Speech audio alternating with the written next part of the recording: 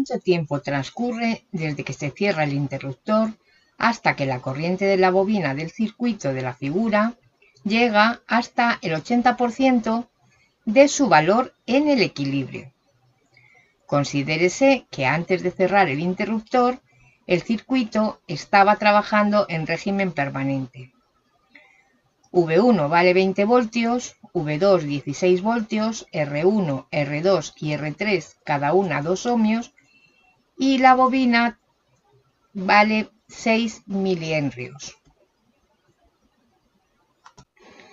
Recordando que la tensión en la bobina es igual a su inductancia por la variación de la intensidad con el tiempo, vamos a resolverlo paso a paso aplicando la fórmula universal para transitorios de primer orden, es decir, I de L en función de t es igual a I de L para infinito más I de L para 0 menos I de L de infinito, todo ello multiplicado por e elevado a menos t partido por tau.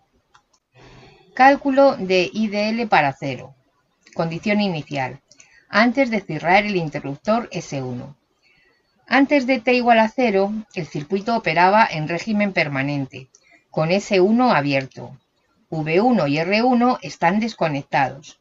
En corriente continua, la bobina actúa como un cortocircuito, es decir, un cable ideal sin resistencia.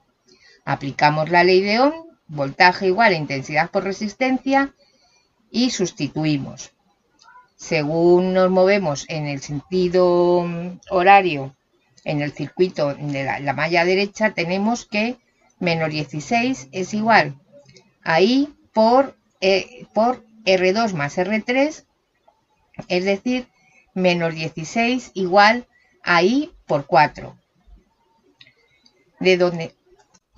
Con lo que nos queda que I de L para 0 es igual a menos 4 amperios. Segundo, condición final. I de L para infinito. Después de cerrar S1. Al cerrar S1, la rama izquierda entra al circuito y con el paso de mucho tiempo vuelve a alcanzarse el equilibrio. La bobina vuelve a comportarse como un cable. Aplicamos las leyes de Kirchhoff para las mallas, tanto para la malla izquierda como para la malla derecha. En ambas mallas nos movemos en el sentido de las agujas del reloj. Y nos queda menos 20 más I sub 1 por R1 más I sub 1 por R3 menos I sub 2 por R3 igual a 0. Y menos 16 más I sub 2 por R3 menos I sub 1 por R3 más I sub 2 por R2 igual a 0. Resolviendo el sistema adecuadamente, nos queda que I sub 1 es igual a 9,33 amperios y que I sub 2 es igual a 8,67 amperios. Por tanto, la intensidad que circula por la bobina a tiempo infinito es igual a I sub 1 menos I sub 2 igual a 0,67 amperios. Pasemos ahora a calcular tau, que es L partido por la resistencia equivalente. Para calcular tau, apagamos las fuentes de tensión, las imaginamos como simples cables, y calculamos la resistencia equivalente, que ve la bobina desde sus terminales, la resistencia de Thevenin.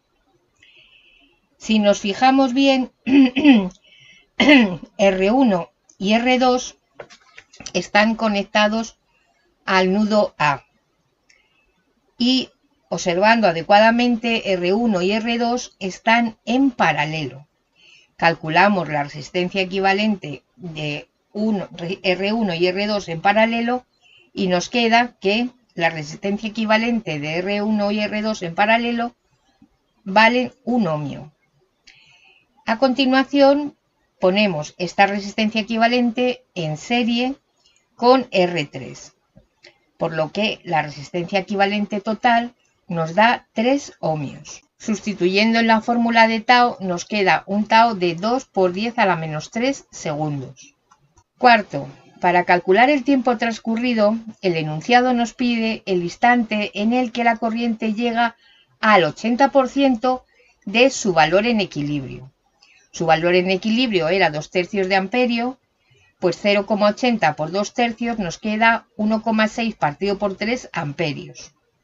Sustituimos todo esto en la fórmula general.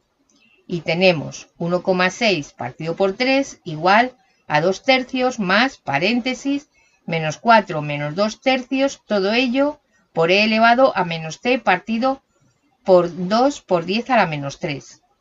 Operando adecuadamente y tomando logaritmos, llegamos a que el tiempo que nos piden es de 0,0071 segundos.